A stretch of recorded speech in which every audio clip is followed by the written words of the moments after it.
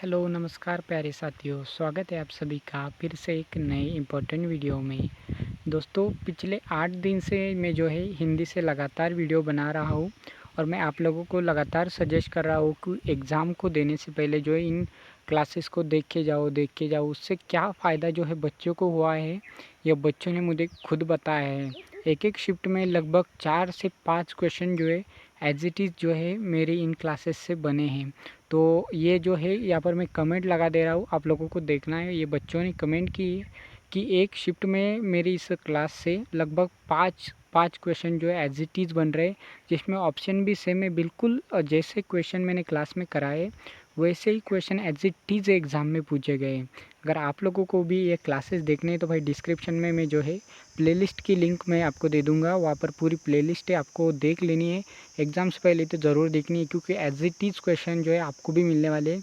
लगभग मैंने जो है 100 से भी ज़्यादा क्वेश्चन जो है करा दिए मैंने, मतलब पत्राचार सारा कंप्लीट करा दिया है, शब्दावली सारी कंप्लीट करा दी है। इसी से एग्ज़ाम में जो है बार बार क्वेश्चन बन रहे हैं। तो आज का सेट भी जो है उस प्लेलिस्ट में शामिल होने वाला है। तो चलिए शुरू करते हैं आज की इस वीडियो को बिना देरी के।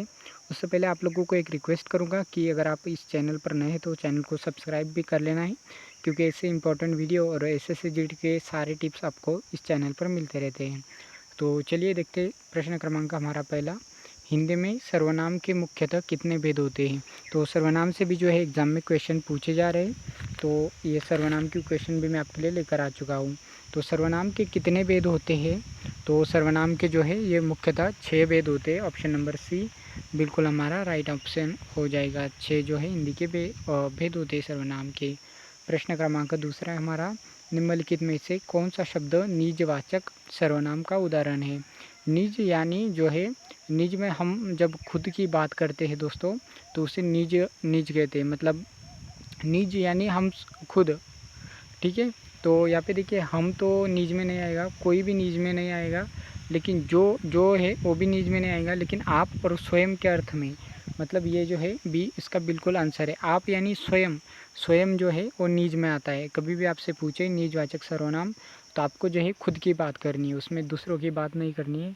खुद के लिए जो हम बात करते हैं तो निजवाचक सर्वनाम इसमें आ जाता है। कोई आ रहा है, इस वाक्य में कोई किस प्रकार का सर्वनाम है। प्रश्न क्रमांक 3 है हमारा, कोई किस प्रकार का सर्वनाम है, ये आपसे पूछा गया है। तो यहाँ पर देखिए इसका जो है ऑप्शन बी यहाँ पर बिल्कुल राइट है। कोई आ रहा है लेकिन हमें निश्चित नहीं है कौन आ रहा है। अगर आप कहते हैं रमेश आ रहा है, राम आ रहा है, या फिर कोई नाम लेकर अगर हम बोलते हैं तो एक निश्चितता का बोध होता है, या लड़का आ रहा है फिर लड़की आ रही है, तो इस तरीके से बोध होता है। लेकिन कोई आ रहा है तो इसमें कौन आ रहा है ये बोध नहीं होता है, तो इसलिए जो है ये अनिश्चयवाचक सर्वनाम कहलाता है। ऑप्शन नंबर बी बिल्कुल राइट आंसर हो जाएगा हमारा। प्रश्न क्रमांक 4 है, पुरुषवाचक सर्वनाम के अंतर्गत उत्तम पुरुष का उदाहरण कौन सा है।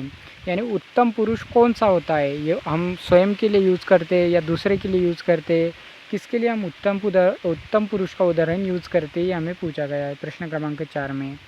तो प्रश्न क्रमांक 4 का जो है ऑप्शन नंबर सी बिल्कुल राइट आंसर हो जाएगा। में जो है ये उत्तम पुरुष का उदाहरण होता है। प्रश्न क्रमांक 5 है हमारा, ये देखिए ये पुलिस प्रशासन या फिर जो शब्दावली आपसे पूछी जा रही है उससे भी कुछ मैंने जो है क्वेश्चन इस सेट में डाले हुए हैं। शासकीय पत्र जो है इसे हम ऑफिशियल लेटर कहते हैं, ये बात आपको याद रखनी है। शासकीय पत्र में जो है पत्र संख्या के ठीक नीचे बाईं ओर क्या लिखा जाता है। जो शासकीय पत्र होता है उसमें हम पत्र संख्या लिखते हैं, तो उसके ठीक बाईं ओर क्या लिखा जाता है ये आपसे पूछा गया है। तो क्या लिखते हैं, सेवा में लिखते हैं, प्रेषक का नाम लिखते हैं, दिनांक और स्थान लिखते हैं, या फिर विषय लिखते हैं। तो ये सारे जो है कन्फ्यूजिंग सारे ऑप्शन दिए हुए हैं, अगर आपको एज इट इज़ पता है तब भी आप आंसर कर सकते हैं। तो ऑप्शन नंबर जो है हमारा इसका बी राइट आंसर हो जाएगा, ठीक है। प्रेक्षक का नाम या पद जो है हम वहाँ पर लिखते हैं, ऑप्शन नंबर बी बिल्कुल राइट आंसर हो जाएगा। प्रश्न क्रमांक 6, अर्धशासकीय पत्र, अर्धशासकीय पत्र को हम अंग्रेजी में डेमी ऑफिशियल लेटर कहते हैं। अर्धशासकीय पत्र यानी डेमी ऑफिशियल लेटर। तो पूछा गया है अर्धशासकीय पत्र के संदर्भ में कौन सा कथन सत्य है। तो अर्धशासकीय पत्र जो है उसके सारे नियम अगर आपको पता है तब भी आप इस क्वेश्चन का आंसर कर सकते हैं। बाकी अगर आपको नहीं पता है तो आपको ऑप्शन को जो है एलिमिनेट करना भी सीखना पड़ेगा, ठीक है। तो यह पूर्णतः औपचारिक होता है। तो सबसे पहले आपको ये याद रखना है कि औपचारिक कौन से औपचारिक पत्र में क्या आता है, अनौपचारिक पत्र में क्या आता है। तो ये जो है औपचारिक अनौपचारिक मैंने आपको प्लेलिस्ट में करा दिए है, तो आपको ज़रूर देखना है, ठीक है। तो ये पूर्णतः औपचारिक होता है। इसमें उत्तम पुरुष में और मैत्रीपूर्ण भाषा का प्रयोग किया जाता है, या फिर इसमें प्रेक्षक का नाम नहीं होता है, यह केवल कनिष्ठ से वरिष्ठ को लिखा जाता है। तो प्रश्न क्रमांक हमारा 6 है। तो इसका जो है ऑप्शन नंबर बी यह बिल्कुल राइट आंसर है। इसमें जो है उत्तम पुरुष में और मैत्रीपूर्ण भाषा का प्रयोग किया जा सकता है। प्रश्न क्रमांक जो है 7 हमारा, जब कोई सरकारी पत्र, ज्ञापन या परिपत्र एक साथ अनेक विभागों या अधिकारियों को भेजा जाता है तो वो क्या कहलाता है। सरकारी पत्र जो है वो एक साथ कई अधिकारियों को भेजा जाता है, मतलब सरकार ने जो है वहाँ से पत्र भेज दिया, लेकिन वो एक ही स्टेट के नहीं बल्कि सारे स्टेट के अधिकारियों के पास चला गया। तो इस तरीके से जो पत्र भेजते हैं उसे हम क्या कहते हैं, आपसे पूछा गया है प्रश्न क्रमांक 7 में। तो उसे जो है परिपत्र कहते हैं, ठीक है, परिपत्र, या फिर उसे हम अंग्रेजी में सर्कुलर कहते हैं, ठीक है। प्रश्न क्रमांक 8 है हमारा, सरकारी राजपत्र। सरकारी राजपत्र को हम गैजेट कहते हैं, ये भी आप लोगों को याद रखना है।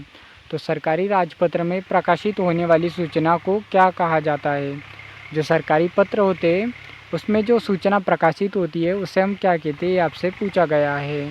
तो प्रश्न क्रमांक 8 का जो है कौन सा आंसर राइट हो जाएगा, कार्यालय ज्ञाप, अनुस्मारक, अधिसूचना या फिर निविदा सूचना। तो ऑप्शन नंबर प्रश्न क्रमांक 8 का जो है हमारा अधिसूचना जो है यहाँ पर बिल्कुल राइट आंसर हो जाएगा। ऑप्शन नंबर सी बिल्कुल राइट आंसर हो जाएगा, अधिसूचना। उसके बाद में है प्रश्न क्रमांक 9, किसी जिले में कानून व्यवस्था बनाए रखने की अंतिम जिम्मेदारी मुख्य रूप से किसकी होती है। किसी ज़िले में कानून व्यवस्था अगर आपको बनाए रखना है तो उसकी जो जिम्मेदारी है मुख्य रूप से किसके पास होती है, कौन मुख्य होता है ज़िले का, ये आपसे पूछा गया है। तो एसपी होता है, डीएम होता है, एसओ होता है, या फिर कमिश्नर होता है। तो प्रश्न क्रमांक 9 का आंसर आपको बताना है। तो ऑप्शन नंबर बी जो है यहाँ पर बिल्कुल राइट आंसर हो जाएगा। जिला मजिस्ट्रेट या फिर कलेक्टर जो होता है वो किसी भी ज़िले का प्रमुख होता है, ठीक है, और उसे हम जो है डीएम कहते हैं दोस्तों, ठीक है। तो चलिए आगे का हम देखते हैं अभी। प्रश्न क्रमांक है हमारा 10वां, पुलिस संगठन में एफआईआर का पूर्ण रूप क्या होता है। तो ये क्वेश्चन भी एग्ज़ाम में आपको पूछा जा सकता है। एफआईआर है investigation report, first information report, first incident report या फर्स्ट इंक्वायरी रिपोर्ट। तो प्रश्न क्रमांक 10 है हमारा, तो इसका जो ऑप्शन नंबर बी बिल्कुल राइट आंसर है। फर्स्ट इंफॉर्मेशन रिपोर्ट जो है यहाँ पर बिल्कुल राइट आंसर हो जाएगा।